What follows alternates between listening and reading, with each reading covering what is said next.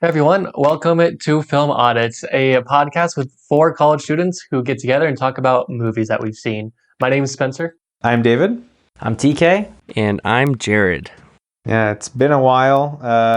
Sorry, everyone. I know in the last episode I mentioned that if we were going to take longer than normal, I'd make a community post. But I guess Anchor and Spotify don't do community posts for podcasts, so I couldn't actually contact anyone or communicate with anyone about the fact that they were going to be a little bit longer. So some context, our winter semester ended here at BYU, Idaho, and so we had spring break, which meant that most of us were traveling, and so we couldn't really stick to the whole every 2 week schedule thing. So we're back on that now. Jared is joining us remote from North Carolina. Yes. Spencer, TK, and I are still here in Idaho. But anyway, we're trying this out. We haven't done this remote before, so I guess we'll find out if this works. Hopefully these recordings end up being okay. We're trying a new mic setup too. So anyway, it's a little different. Just a little bit. Yeah, it's a little different, but it could be better. We don't know. So we'll just see in the post. Yeah. Yeah, we're excited because having to switch semesters forced our hand to fix our audio setup a little bit. So everyone has their own mics now. We're not huddling around one Yeti mic. You know, we all have our own setup now. So hopefully audio is a lot better than before for you listeners out there. If not, we'll try to figure it out for next time. But another nice thing is that since we have our own mics, we can actually face each other. So like it's less obvious that we're recording ourselves, and I feel like we should be able to be a little bit more natural, making eye contact instead of just watching the mic the whole time. It was an interesting process, but yeah, it's something to laugh and look back on. Yep.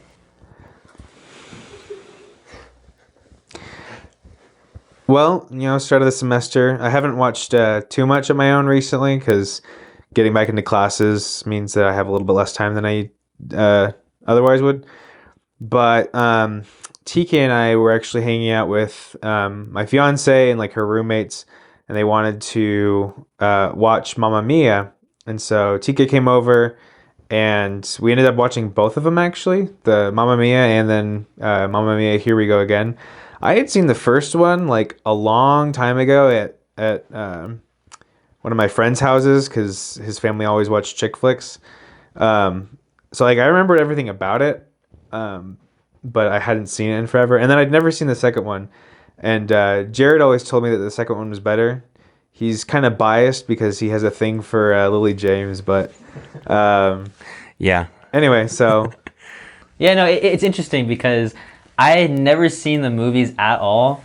But I remember specifically how my mom, she loved listening to ABBA. So we listened to ABBA in the car all the time when we ran errands or went to school.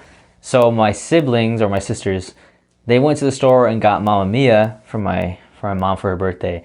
And it was a cool gift. I was young at the time, so I didn't really care for it. I liked the music. I love ABBA. I'll sing along to the songs, but I never really paid attention to the film when they were watching it. But it was an interesting experience in watching both films in one night. And to a degree, I agree that the second one is better. But me and David talked a little bit about it, and it was interesting. We kind of had similar thoughts. Not much is really different in the second one, just a different perspective, that's all. How much did you guys love that Meryl Streep ghost scene? Oh, I mean, it wasn't as jarring as I thought it was going to be. Like when you talked about the fact that so in the second one, Meryl Streep's character has died, and so the characters are dealing with that. And then at the end, Meryl Streep does show up. And anyway, when you had told me earlier that she showed up as a ghost, I honestly was thinking of a Force ghost, and that she would be blue and slightly transparent. So when she showed up and she didn't look like that, I was like, okay, this isn't that weird then. But yeah, it is just kind of odd that they just kind of write her out of the movie. Oh, we can't afford Meryl Streep, so she's dead. And I thought that was so dumb. In two. Oh yeah, Meryl Streep's scenes. dead now. Yeah, we can't afford her, but we'll get a share instead. Yeah. Well, I guess let's start with the first one. What did you think of the first Mamma Mia? I thought it was okay. It wasn't like For a chick flick, or like it was actually okay? Like, for. I don't really watch a lot of chick flicks in general, so I guess as a film it was okay.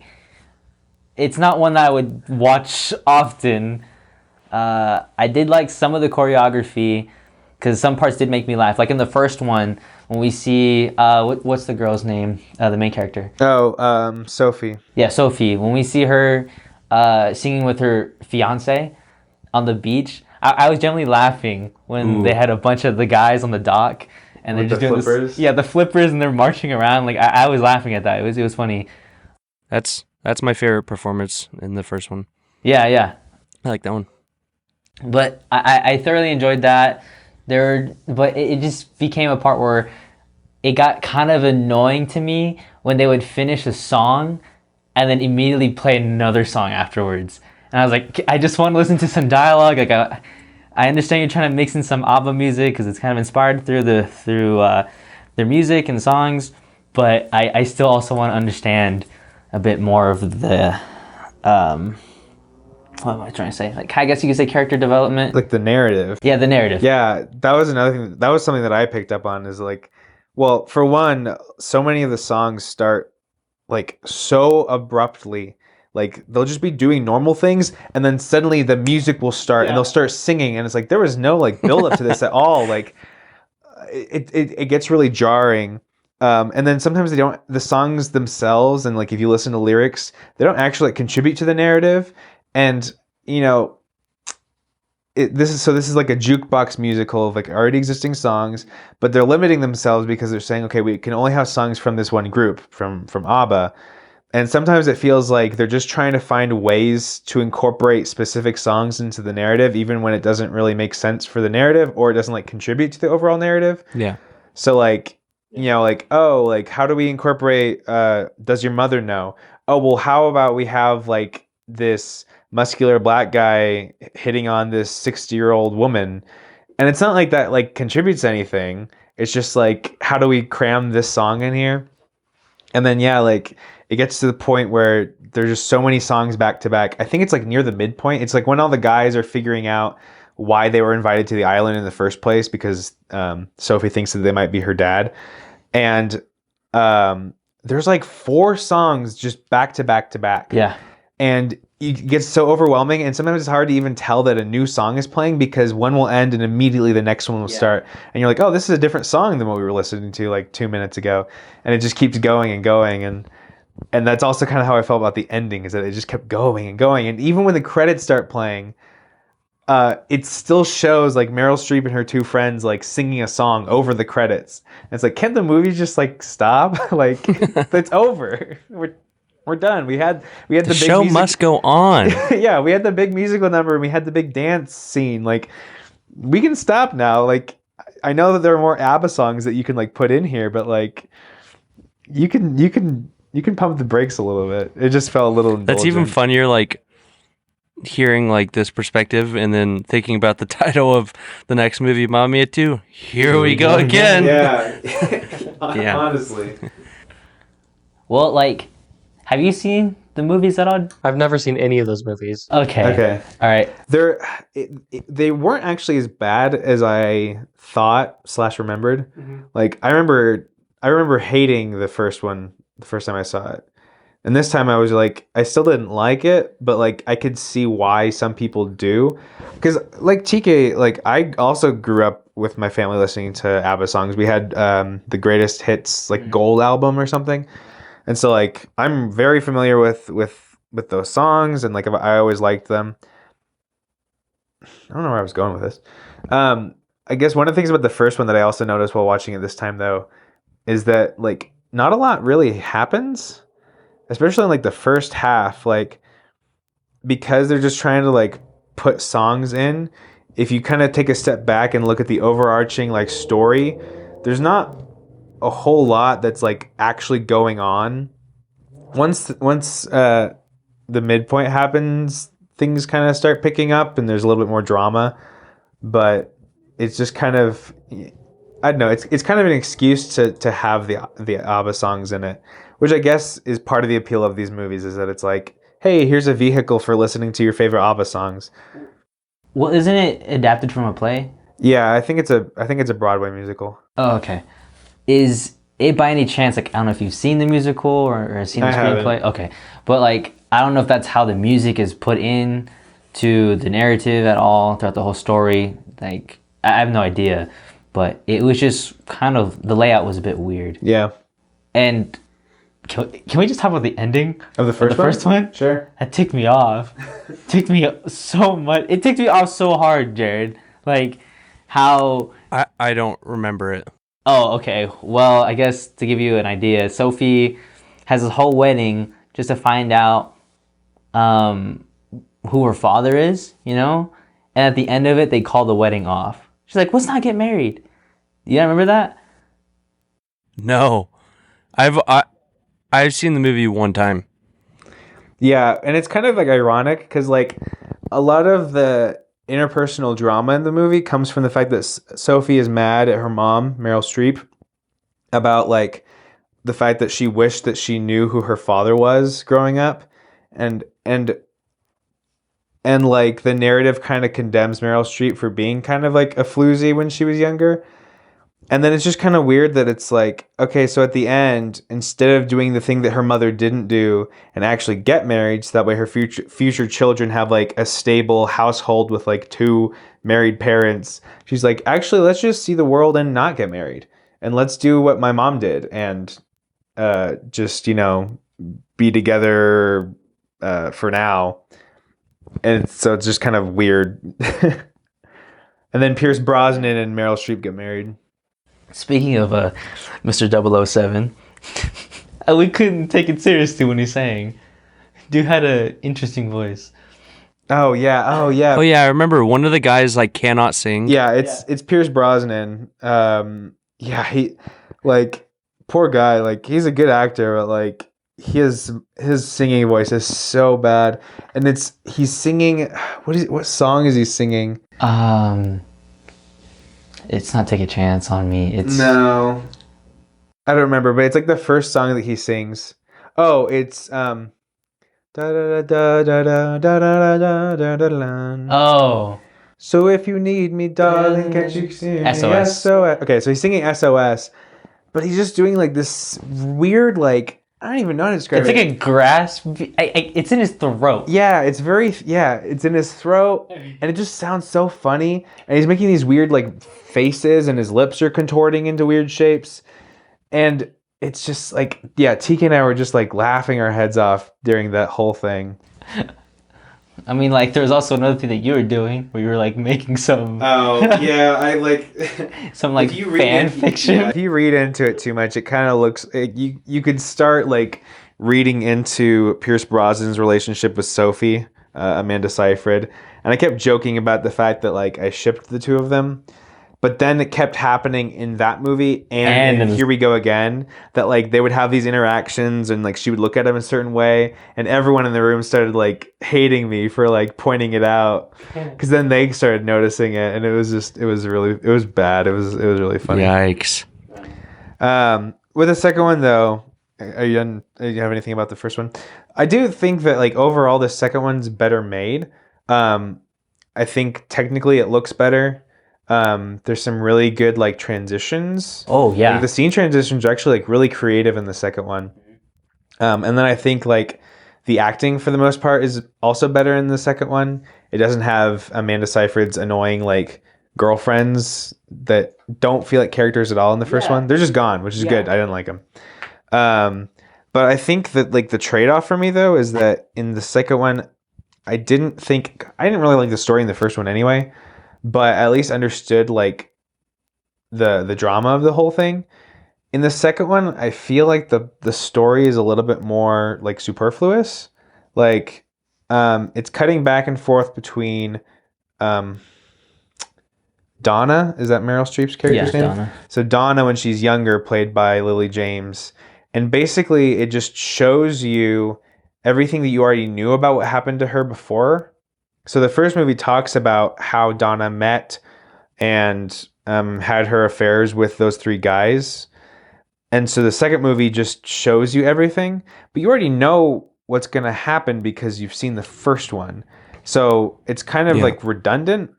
And then it's cutting back and forth between that and Sophie going through like pregnancy and like her own like struggles of being like a wife and mother. But because it keeps cutting back to Donna's like subplot, or I guess it's like the main plot, I'm not really sure, but it keeps cutting back to Donna, and so I don't really ever get very invested in what Sophie's going through, because I'll be with her for like 2 minutes or whatever, and then we're back to Donna. And so I think what it makes up for in terms of like its technical elements, I feel like the second one is lacking in terms of like its actual story and like the meat of everything. I like Lily James. No, I think she did a spectacular job in this. And I think the casting of everyone in the second one is really good. Like the younger versions of everyone. Right. Yeah. I think that they do a really good job for the most part. There are a few that are just kind of like forgettable. Like the guy who plays Harry? is he the first guy? Yeah. Yeah, the guy who plays Harry Yeah. is like barely in it. Like he's there and then he doesn't show up again until like the ending. And you can tell that it's because the screenwriters didn't know how to like incorporate all of the characters that they know that they have to. Because the second one has such an enormous cast, because you've got like the younger versions of everyone, and then you have the original versions of everyone in the same movie together. Right. And so there's just like so many people. Right, and then you also have Cher as the grandma of Sophie. Right. I also didn't understand like the inclusion of Cher. Like she's kind of hinted at the beginning when Sophie's like, no, I don't want to invite my grandma because she's not going to be there. She wouldn't come anyway. And then she just like shows up, and apart from the fact that she's Cher, the movie kind of treats her as if we as the audience should know who she is and like have some sort of emotional connection with her. But as far as we know, like Sophie's never seen her in her entire life. So the fact that they're just like talking normally, and I mean, yeah, there's some like weird awkwardness between them, but like, I don't know. If that character were not played by Cher, then that character makes no sense at all in terms of like how she's introduced and how she's utilized. Yeah. And then like as soon as she shows up, she like recognizes this guy who's been working on the island, and they have like the romantic ballad of Fernando. And it's like, wait, why are we getting a love song between two people that we've seen for like less than 5 minutes each? Like, why do they get their own song right now? I like the choreography more on the second film more than the first. The transitions is what gets me all the time. I love visual effects and stuff like that.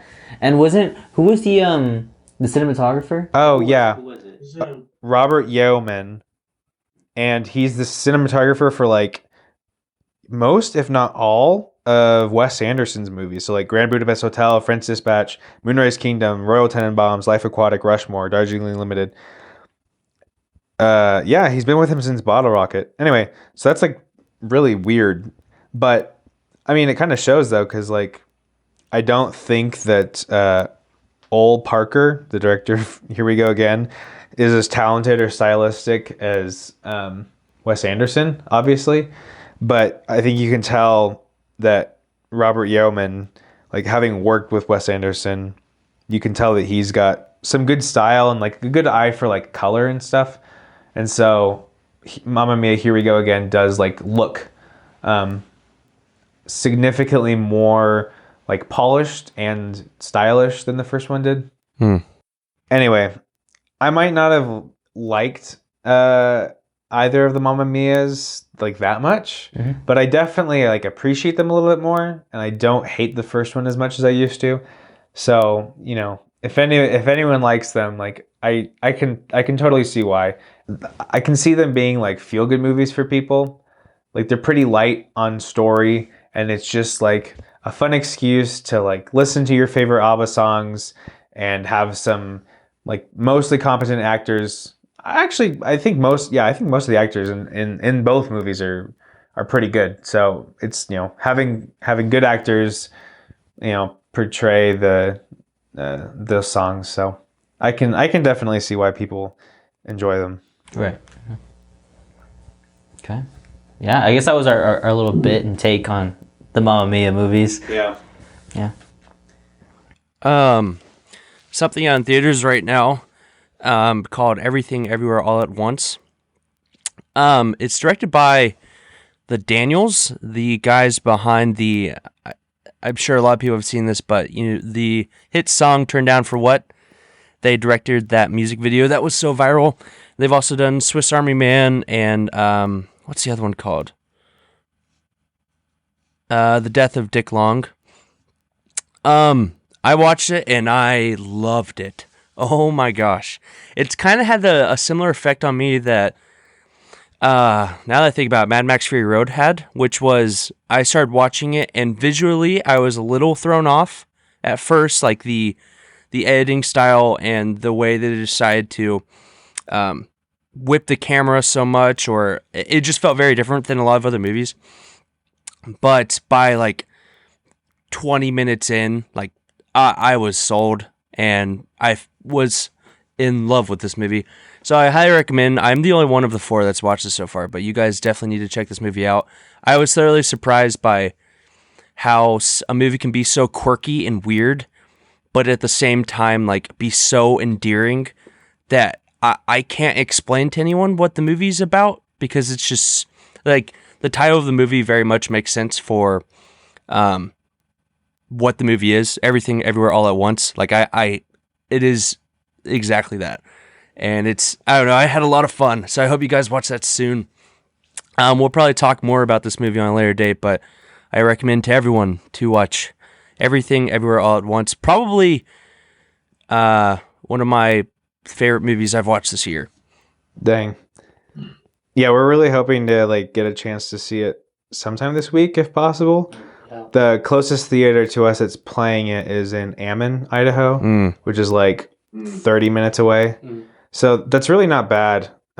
We just need to set aside time to go do it. Right. These first few weeks of school are kind of tough with like scheduling. Yeah. So it's harder to like fit that in. But yeah, it's been on my radar for quite a while now. I don't remember exactly when it came out, but I feel like it's been like at least a couple months. Because I remember at the end of last semester looking at it on Letterboxd and seeing the high ratings. Right now, it's currently the highest rated narrative feature on Letterboxd. Whoa. So Parasite was the highest rated, and then now this has just beat it out.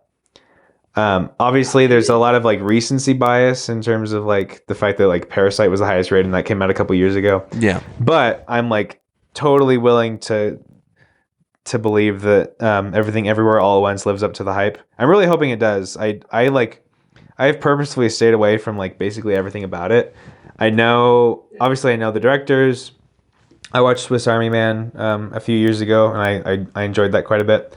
But I've not seen any trailers. The only things that I've seen of it are like glimpses of it when I'm like online, and I'll see like a clip of the trailer or something. But otherwise, like I'm going in completely blind, and I think that's for the best. That's really important for this experience because, and even then, like looking at Letterboxd, I think gives you too much anyways. You know, the overhyped, the recency bias, the really high rating. And I think it's best not knowing anything about this movie. Like literally just walking into the theater.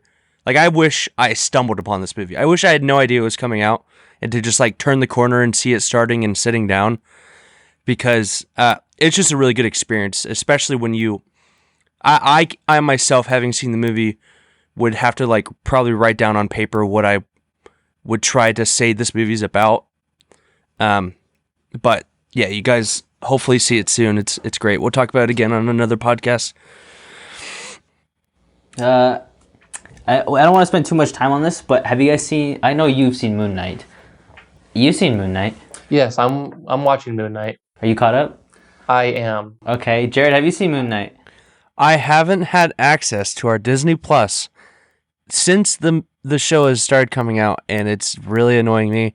I've like asked and tried getting whispers of it through my family, and I like cannot get it. So I've been unfortunate and not been able to watch it.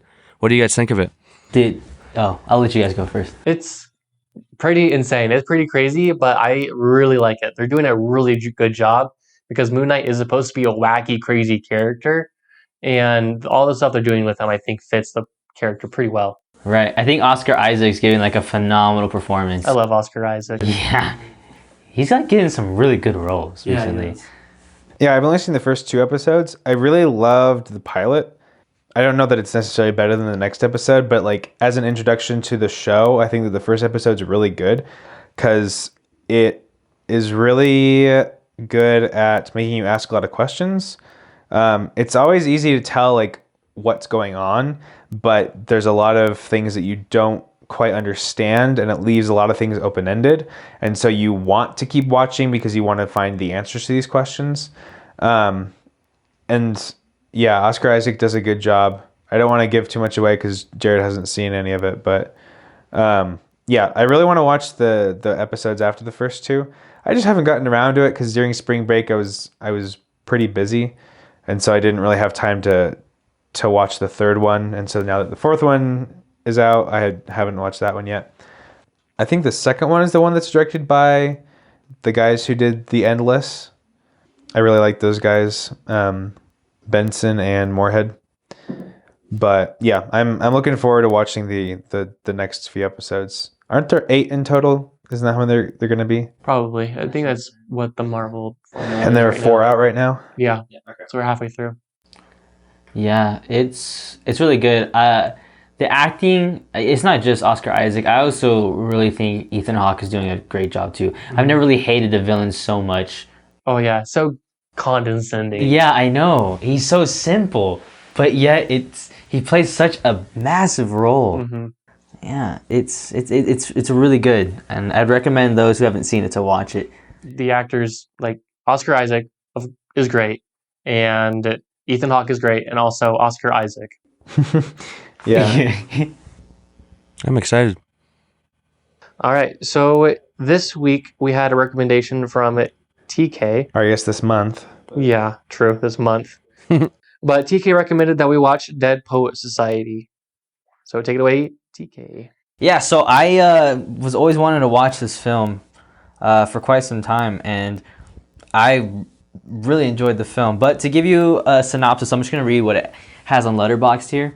And it says, at an elite old-fashioned boarding school in New England, a passionate English teacher inspires the students to rebel against convention and seize the potential of every day, courting the disdain of the stern headmaster.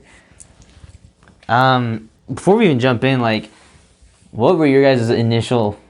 Have you guys seen this film before? I know you have seen it, so I guess we can just get your opinion. Okay, so I have seen this movie once before, like last year, and I really, really liked it. It got me really close to tears because of how it makes you feel and the performances that are done, and all aspects of this movie, like the shots and the framing is spectacular too. It really plays well into what they want to make you feel. Robert Williams is of course great, but he is not even like the main character. He's like very much a supporting role, which surprised me the first time I watched it, and I did not hate it either. He is phenomenal for what he is in the movie for. He's always giving his best, I feel like. Yeah. I was thoroughly impressed with Robin Williams too. I knew this would be somewhat of a serious film. I thought we'd see a lot more of like the quirky Robin Williams, but it was just enough to understand that, you know, he was still a human being. Because like in the very beginning of the film, you see these kids and this very black and white dominant type of school where they're just focused on schooling so they can go to like Ivy Leagues when they pursue their education. And then you have Robin Williams, completely different, out of the box, and like even they're confused, like, is he joking right now? So it's cool to see them like break out of that shell and like grow with them, have that character development. And I really liked where everything went. Every boy's different story from that. Yeah, Dead Poet Society's been like on my watch list for like several years now, honestly. And I knew that it was like about because I'm sure I read the synopsis that it was about like a teacher that inspired these boys. But I guess I never really got up the motivation to like actually watch it on my own. And I think in part because there are a lot of movies about inspirational teachers, and they kind of sometimes, I don't know, don't actually hit me emotionally. And sometimes they like recycle the same like tropes of like, ooh, he's a wacky, quirky teacher. He doesn't do things by the rules, and he's able to like, connect with the kids. And there's all those stereotypes about movies like those. And so I kind of just worried, despite like the critical acclaim that this movie got, I was worried that it was just gonna be one of those typical generic inspirational teacher dramas. Right. Yeah. And like Spencer was saying, I was surprised to find out that Robin Williams wasn't the main character. And he's in it enough that you can see his effect on the students, but really the movie is about the students and their personal lives, and the way that his teaching methods and like the values that he instills in his students is able to affect their lives and the decisions they make. And so I was impressed by how not stereotypical the movie was, and how much I was actually able to connect with all of the characters. Despite the fact that you have like a bunch of boys as your ensemble cast, they didn't make them each like represent a different stereotype of guy, which would be really easy to do. It'd be really easy to have like the glasses nerd, which is a character in the movie, Meeks, but he doesn't act the same way that like your typical nerdy kid would in like another film, or like the one who's into the girls, it doesn't act the same way that he would. All of the boys feel very genuine and feel like people that I could have like met in school, or that I probably know, or that I am. And so I just like the fact that it was able to kind of break out of what you would typically expect from this kind of movie and deliver a really good, engaging experience. I just was thoroughly surprised by its ability to divide up time with each of the characters and not spend too much with any one. Like, for example, I was a little afraid we'd spend too much time with Ethan Hawke's character at the beginning, because it focused so heavily on him for a little bit. But it did a really good job of dividing that time with the other members of the Dead Poet Society, but then go back to Ethan Hawke's progression as a character enough to see that he breaks out of his shell and start to become his own person. But we didn't have to see everything from his perspective the whole movie. We got to have different journeys with different characters within the club of this movie, and these characters. So that's what I really liked. I really liked seeing Mr. Anderson, or Todd, Ethan Hawke's character. I'd say probably my favorite boy in the movie is Neil. He has a really endearing like journey throughout, and I felt like he gave a really great performance. I also think it's really cool. Oh man, what was his name? The one that changed his name, Nuwanda. I love his direct contrast with the group of just being so sure of himself from the beginning, and just kind of being out there, always like, thank you for playing, Nuwanda, or not Nuwanda, whatever his original name was, always being in the back of the class, giving his answers, regardless of if it was right or wrong, he was just talking.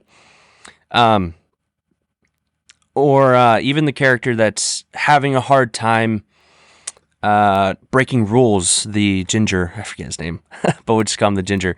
That was fun to watch for most of it. But for me, how do I say this? I don't think I liked it just as much as you guys did. And I found myself just a little disappointed, but only because I've heard that this is like one of the best movies ever, and it has received so much critical acclaim that when I watched it, only a couple things fell short for me, but it was enough to, there was enough within the story and this movie itself that really soaked me in and made me love it, that there's only a couple things that that got to me. But we can get into that at another point or now, whatever you guys think. Yeah, I guess one of the things that I want to point out before we get into that is one of the things that really did work for me, and one of the things that I liked most about the film is the way that it's able to capture like male friendships. I turned to TK like at some point in the movie, I think it was during the movie, and like I said something something to the effect of, "I've never felt so like well represented in like film in terms of like how we interact with each other. Like all these boys are so different, but the way that they interact with each other feels so genuine, and like each one has like a different personality that he brings to the dynamic of the group, and like they don't all treat each other the same way, and like again they don't fall into like those boy stereotypes. Like one wants to be an actor, one is like madly in love with his girl, but like to do it he's gonna like try to woo her through like poetry and flowers and like, and just I thought that the dynamic that all of the boys had just felt so realistic. And I don't know, I feel like I don't get a lot of that. You either get like non-existent like emotional relationships between guys, because that's not something that most people like, I don't know, acknowledge that we do have like really close friendships. And then if they do portray it, then it's usually in like a weird like, like, oh, bros, like, yeah, we're bros. Yeah, it's not represented well. But like I don't talk with you guys like the way that media often portrays guys talking, like locker room talk. Like it's a lot more like it is in this film. That reminded me, like one that I really liked was Neo and Ethan Hawke's character Anderson's moment when Anderson receives a death set for the second year in a row, and he's like really sad. And Neo, even though it's like, I'm not like Neo, his reaction was very similar to how a guy would be of like, I'm not gonna ask you to cry in front of me, but I'm gonna just like make a joke and try to make you feel better, and we're just gonna like laugh it off, even though this really sucks. We're like not gonna I don't know, they didn't show too much emotion, just tried to like be lighthearted and make a joke out of it. And that was like kind of Neil's way of helping him out in that moment. And I was like, I love that. That's just, that feels like how it would go. I'm not really sure how to respond in that moment other than, trying to make a joke or like try to make them happy, instead of like, hey, do you want to talk it out? That's not, I just really related to that moment. He doesn't even like get down and sit next to him or anything. He's just standing in front of him, keeping distance between them, but he's still trying to like cheer him up in the way that like guys know how to. Right. Yeah. I guess that's one thing I kind of want to get into spoiler territory. Do we want to start doing that? Is there anything we want to say before we get into spoilers? No, we're good. Okay. Because I think the other component of this is after Neil commits suicide, the way that all the boys react also just felt so genuine. Like when they make, what's Ethan Hawke's character's name? Todd. So like when they go and wake Todd up to let him know, and they're all just kind of like stunned and in shock and quiet, and some of them are like kind of teary-eyed, and some are just like zoning out. Yeah, they're in disbelief. Yeah, in disbelief. And like Todd has probably the most like visceral reaction, because he starts like shouting and like running in the snow toward nothing. He's just running. And like I feel like, I haven't gone through the same experience that character has. I haven't had a friend commit suicide, but in that moment I could like put myself in Todd's shoes and just feel that like helplessness and be like, yeah, I would probably be acting like the exact same way Todd is right now. I'd probably just be like shouting, running off, and just falling down, because like I don't know, that's a very accurate portrayal of intense grief, and something that guys usually don't show a lot on the outside. Yeah. And so kind of since the film lets the audience be privy to these kind of relationships that usually you don't see in public, watching the way that they kind of try to comfort each other, or the way that they react when they're not in public and when they're not inhibited by like social convention, is just really interesting to like see that actually on screen and like presented well. Mm-hmm. There's a good example. Everything you're talking about, like the reaction and their grief, is just they give about 30 seconds of a shot of them singing that Catholic hymn. Yeah. and you get a shot of like the line of the whole club, all of them, some of them singing. Ethan Hawke's character is like staring at the ground, like trying not to cry, and like I don't know, you get like 6 or 7 reactions that all I'm like, that's real, like that I can relate to that, and it's not all of us going to be crying. Like some people are going to just like scream the hymn and try to like sing their way through it because that's what everyone else is doing, or some can't even participate or like even hold a book up, and some are just crying. I think that's the most endearing part of this movie, is the ability to capture realistic relationships within these boys, and that's what I love so much about this movie. We're really given a chance to see like a friend group that looks real, and like relationships that look real, and they're interesting to watch, and it doesn't feel like a written character or like written moments. It's just a group of boys that we're watching, you know? That's what I really liked.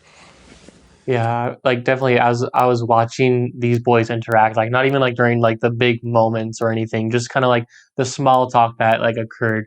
I definitely felt like I could relate to it. I felt like uh it was kind of almost like our friend group that we have. Like we just kind of goof around and have fun, and we have these like inside jokes that like we kind of talk about, and it's just like a lot of fun just to watch that portrayed well on film. Yeah.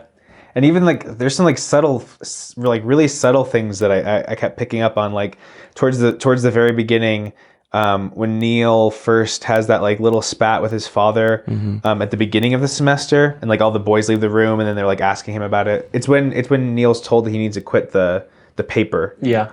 And all the boys come up and talk to him about it, and Neil just kind of tries to like play it off. He's like, he's like laughing, and he's like, it's not that I give a damn about it anyway.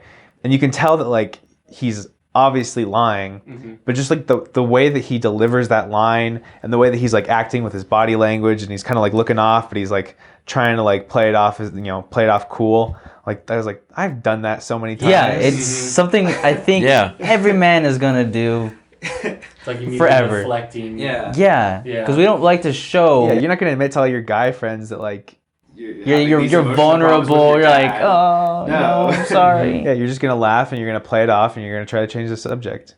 Yeah, and like again, it's like it's a little thing, but it's those little things that make you really, at least me, like connect with the characters and feel like they're real people and not just like actors or like or dumb stereotypes. Yeah, and I'm glad that the actors for this film, the boys, like.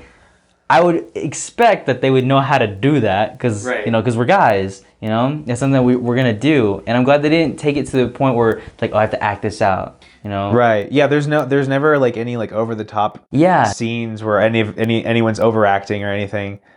You might argue some of the stuff at the end might get a little bit what's the word? But yeah, I felt like for the most part the performances are really natural. Mm-hmm.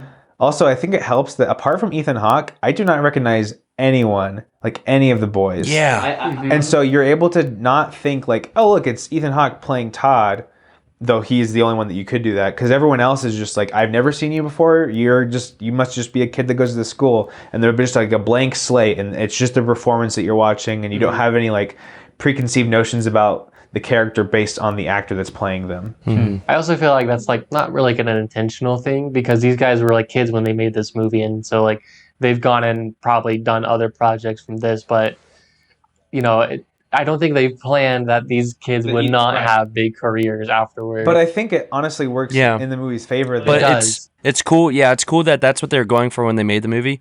Like they didn't recognize any of those people then, especially not Ethan Hawke. Yeah. Yeah, they were going for not being able to notice anyone. It's all just a kid cast.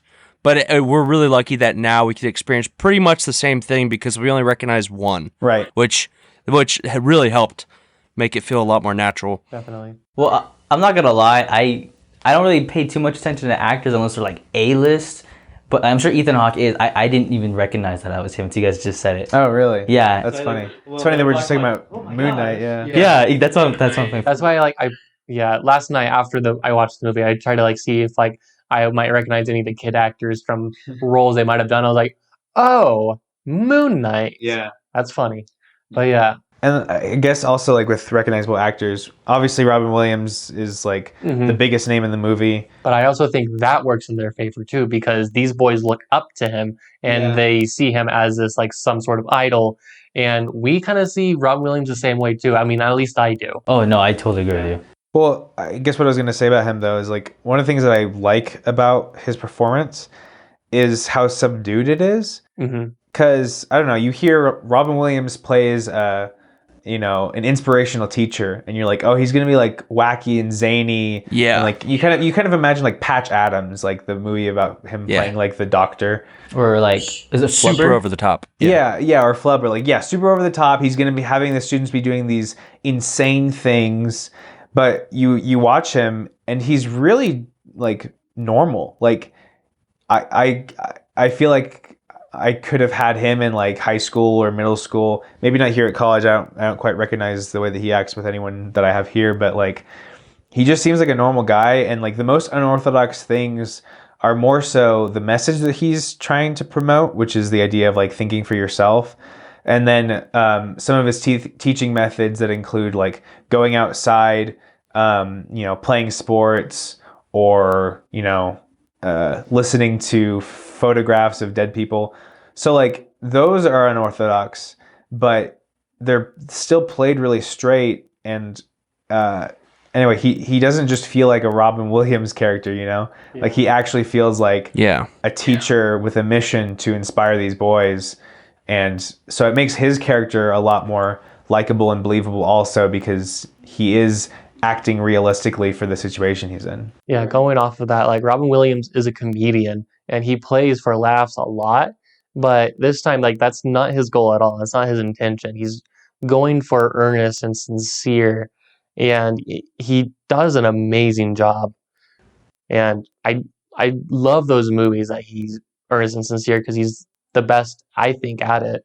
Like, he's always the one that gives 100%, and we know now as to like why, because like he has all these emotions in real life and he's able to use that and to like channel those emotions that he has, that he's feeling, and really deliver and make you feel and make you like weep with him. And I love it. And he's an artist in his own sense.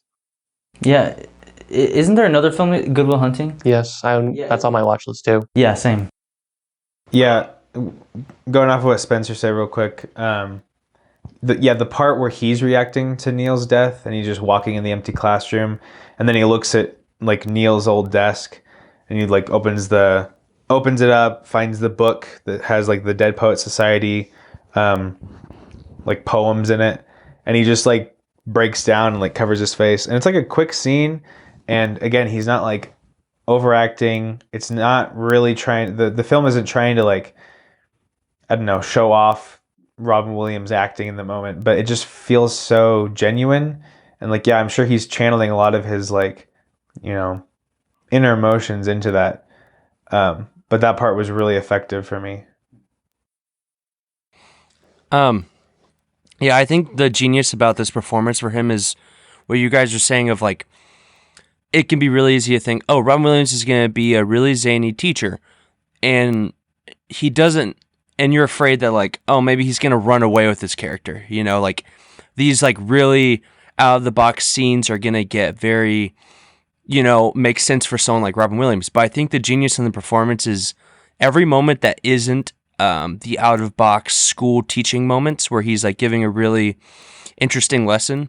What I like the most is that Robin Williams was able to act like an actual person and how they would react of like, no, what you did was stupid. Or to just be really self-contained as a person that, you're right, his goal is to teach them. It's not necessarily Robin Williams being this cool, like out-of-box guy, because that is Robin Williams. Instead, it's a guy's mission to help these boys. And so I loved any moment where it was just him being the teacher, like them be like, hey, we found your picture in the yearbook. Or him coming into the room and saying like, no, what you did was dumb. Like that was going to get you kicked out. Like he didn't run away with the character in those moments. He really found a way to contain the character and it really impressed me. Jared, did you want to talk about what didn't work for you? Yeah. So I watched this by myself, and I came in with the expectations that this would be, I don't know, one of the better movies done that's critically acclaimed and worth watching, which it was, and I think it's amazing. But I did find myself just a little disappointed with those expectations because there are some moments in this movie that don't work for me, especially like for me, like the last 30 minutes is what really gets me in this movie. Kind of the transition from, okay, we're going to have this theme of seize the day, and we're going to see as this evolves into something that these boys take into their life, and we see how that plays out for all of these different student characters. When it transitions from that to we need to have an ending, kind of, because we get a good portion of the movie where we see how this affects these boys, and it's really inspiring and really great to watch. But then once the story writers had to decide, like, oh, we need to find a way to end this, but make sense for our theme. I didn't like the Neil death. That didn't really, like, of course there are great moments where we get to see them grieve and see the effects that it has on the school and the teacher. That was really sad, but I just, it kind of just felt off for me. It kind of felt just a little forced, especially the actual death, like the scene where he grabs the gun. There's kind of weird music playing. The execution just felt really odd to me. Like, it was kind of creepy. You know, he like puts the crown on his head and we have the windows open, and I don't know. And then when he kills himself, the whole like weird editing of like his father's eyes opening, like, what was that sound? My boy is dead. And I was like, oh gosh, I didn't like that. And I was reading a lot of reviews where people were saying like, man, this really got me crying. Like the Neil stuff got me crying. I did feel emotional, and it did, like, it just felt kind of forced. The whole idea of, you know, him pursuing his dreams ended up in his death because of his family. It just didn't do it for me, but the rest of the movie was enough for me to like not be overly disappointed. It was just the last 30 minutes didn't really hit me that well, and especially like, yeah, that was it for me. Yeah, I definitely see what you're saying. I feel like the death scene is a little bit manipulative, and of course, to a certain extent, movies are manipulative because they're trying to manipulate your emotions. That's what they do. But I do think that the death was, at least to me, it was weird in that I couldn't imagine Neil doing that. And not that anyone like imagines someone committing suicide. In fact, case in point, the fact that we're just talking about Robin Williams and like the grief that he was feeling on the inside, and that often didn't come out. But like when he goes and gets the gun, it's like, you know, obviously you know what he's like gonna do, but you're like, whoa, like this kind of is coming out of nowhere. At least to me, I kind of feel like what you're talking about, Jared. And it kind of happens really quickly, I guess. Well, okay, I guess I'm kind of torn, because on the one hand, with him deciding to commit suicide and then his body being discovered, that all is kind of prolonged. Like, yeah, he takes his shirt off, he puts the crown, he opens the windows, puts the crown on, goes downstairs, finds the gun, sits down with it, and then his dad wakes up, looks around the house, goes to the room, sees the smoke, goes behind the table, finds the boy, cries. So like that's really prolonged. But I guess in the overarching narrative of the story, his decision to commit suicide comes very fast, because he's had the explosive argument with his father, and he's not able to speak up for himself even though he wanted to. And then that very night, like just the next thing he does is decides to kill himself. And so I think in that way it feels rushed, even though the execution of those scenes is very prolonged. Yeah. I just didn't agree with the way they decided to end the movie. I don't know. It went from, like, I'm not saying that I need to feel good the whole time, because that's not what I want, but it it felt like an odd decision to go, okay, this movie about improving these boys' lives and with the teacher, and it's interesting because it's in direct contrast of this school. We're gonna have this case that we need to solve, and we need to break down this group of boys and then get rid of this teacher in this attempt to figure out why this kid died, that I didn't agree with him dying, didn't make sense for his character, so that we can kick out this teacher. I don't know. I don't know where I would have gone with it, but I just didn't like that route. Okay. I got you. That's fair.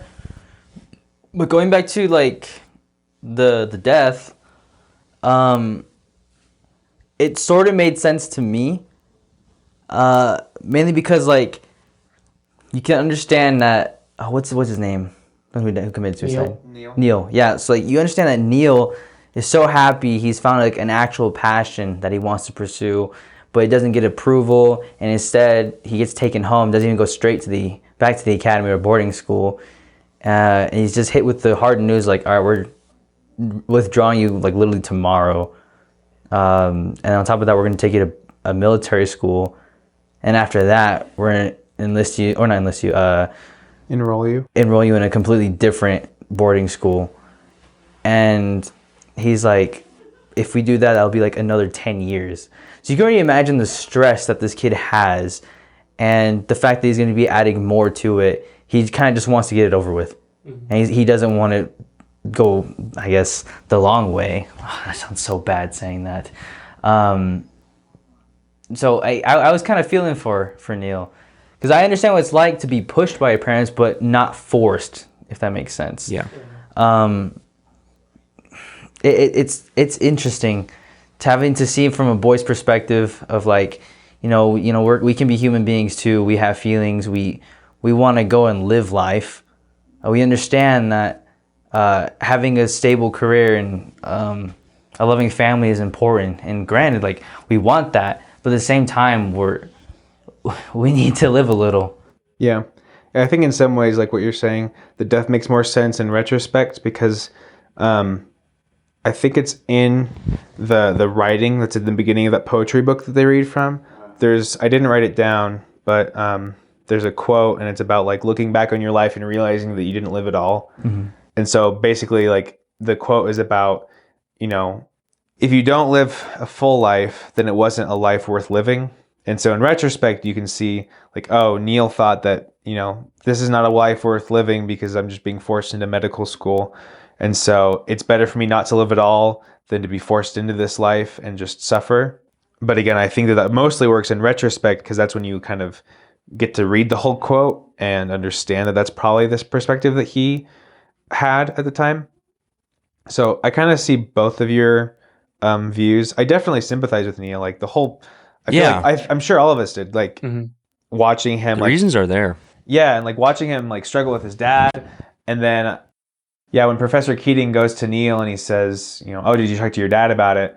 And Neil says, yeah, he's going to be out of town, but I think he's going to let me stick with it. And then they keep talking, and Neil repeats that line because that he's rehearsed this so that he can say it to Professor Keating and not be caught in a lie. And so you can tell that he's like fibbing. And like you feel for him because you know that he wants Professor Keating to be proud of him for doing what he told him to do, which was stand up to his dad. But at the same time, he's way too like intimidated by his father to actually do that. So I definitely feel for him. But then I also see where Jared's coming from in the decision of the screenwriters to have Neil then commit suicide. I see his angle where that doesn't make a lot of sense too. So I guess I'm kind of mixed on that part. I definitely appreciate it now that we're talking about it, like the theme of the movie. I think just upon watching it, it just felt just a little manipulative, but like looking back, it does make sense and adds a lot of value to the lesson of the movie. It just like story pacing wise just felt a little off, like just sitting there, but not enough to, like I still love this movie. That was just the one thing I could find that I could talk about that maybe you guys didn't catch or might be a different opinion. But I still love this. I thoroughly think it's one of the best, teacher movies where we see the impact of a teacher in someone's life. I loved it. I feel like that genre almost was inspired by this movie because I don't know how many there were like this beforehand. Right. And I feel like maybe this movie was the blueprint, and whether or not they succeed or fail, I feel like a lot of them get inspiration from this movie. Yeah. But on the basis of like Neil's death and all of that, I think I'd have to side with TK on this one too, because I feel like it was like his death, his decision to end his life was, I feel like I could see it coming.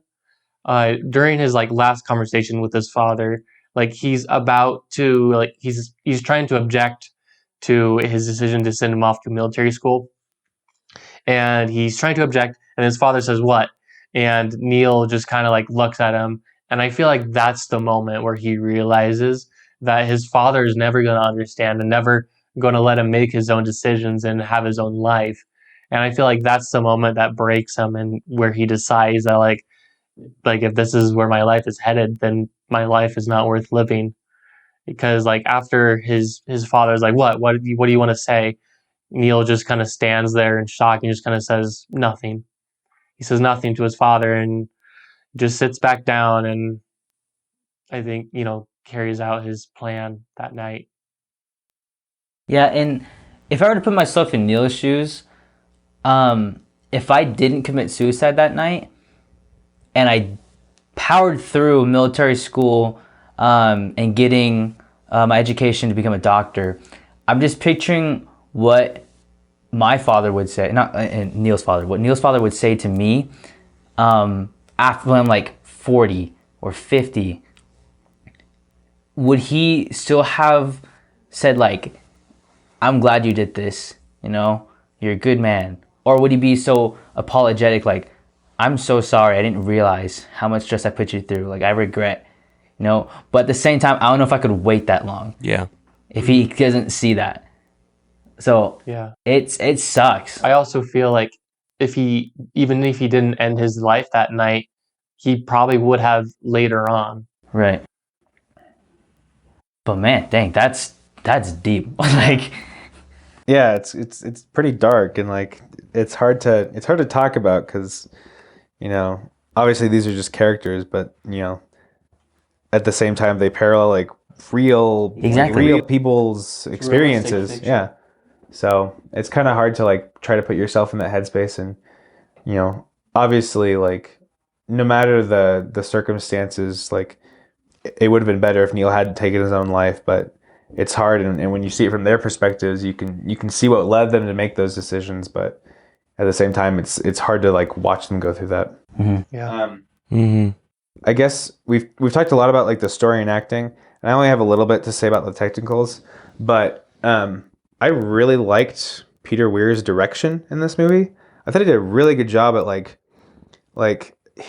the framing of the shots and like knowing who to cut to in the group and when and how close to be.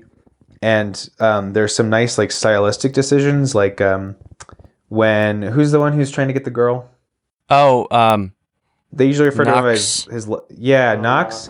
Yeah, when Knox gets drunk and the camera, he's at the party and the camera just starts kind of spinning around and then it finally lands on Knox. And just from that, like, that he's had like way too much whiskey to drink. Yeah, he's wasted. He's totally trashed. And there's just a lot of like things like that where I didn't write them all down, but I picked up on a lot of just like really nice stylistic choices with the directing and the cinematography. And so I just thought, like, despite the fact that this is like a drama that takes place in mostly like, I don't know, 2 or 3 locations over the whole course of the film. It's mostly inside the school. Mm-hmm. I still felt like it was shot really well. There's some really good uses of like perspective. Like when Robin Williams stands on his desk, he's shot at a low angle. And then like when other people are standing on their chairs, like the camera kind of follows them, and now it's like a higher up angle. And so it plays with perspective and like point of view shots. And so You feel like a part of the class. Yeah. Right. And so I just thought that the director did a really good job of the way that he conveyed the story through the way it was shot and edited. Right. One scene or two scenes I really liked. The first one, going into perspective, is when Neil is trying to cheer up Ethan Hawke's character. Is it Todd? Yeah. Yeah, he's trying to cheer him up. He's like, I want you to be a part of the club, you know? Mm-hmm. And then like he takes like the paper he's writing, it's a poem for the class, and they start running around in the room. It's such a small room, but that scene makes it feel like it's big, and it seems like it's a room that everyone goes to. Yeah. You know? You got the kid playing the recorder as he follows him around because he's joining in on the fun, and they're all just romping around. And the camera kind of stays like locked in the same angle, but it's just spinning around the room and following the boys. And it's so chaotic, but it's also fun. It's just, I don't know, we're simple creatures. We really are. There's not much that you need to do to entertain us. Yeah. And then, go back to the scene where Neil does take his life. I appreciate that, whether or not you agree with that decision narratively, I appreciate that the film was respectful and tasteful in its portrayal of those events. Mm-hmm. And like the way that it was shot and the fact that it did take its time and it didn't just, I never felt like it was just trying to like shock the audience. It treated the character and the event with enough respect so that even if you didn't agree with the decision that the story took, I like the way that it approached making that decision. The other scene that got to me was when they find out that Mr. Keating was part of the Dead Poet Society, and they decide to sneak out. They all have their hoods on, and as soon as they leave campus, they fade into like the fog or the mist of the night. That's so cool. And to me, that was like symbolism. I thought of it like you have this fog surrounding the school, right? And they're so used to being cooped up in there and just used to following whatever the teachers say, of going with lectures. But Mr. Keating showed them like a way out of it. So that was their way of like kind of drifting their way back into the real world and like trying to live life and find it. Yeah. So that was cool to me. Did you guys ever catch like it wasn't like slow motion, but they slowed down like a couple of scenes. Like when they're running through the forest in the fog, there's a scene where like they are like slowed down. That was just like a technical aspect I noticed. And I thought it was kind of interesting because whenever it's slowed down like that, it's during a important scene or a scene that might portray some joy from the characters. And it's like, to me, that meant that they want to remember this moments in their lives because they're trying to slow it down and enjoy it and have a good time. And I feel like all of the tragic ones are kind of, with the exception of Neil's death, like a little bit sped up, kind of some quick pans and stuff. But I don't know, that was just something I noticed. That makes sense. I like to look at like an analogy. Mm-hmm. So like the school was like them being behaved to their parents, Mm-hmm. and then finding that they can leave the school is like them like, oh, you know what? I have carpe diem, live life to the fullest, you know? Yeah. Or seize the day. Yeah. So maybe that was their transition to that. Yeah. I did want to mention one more thing, like just with the narrative though.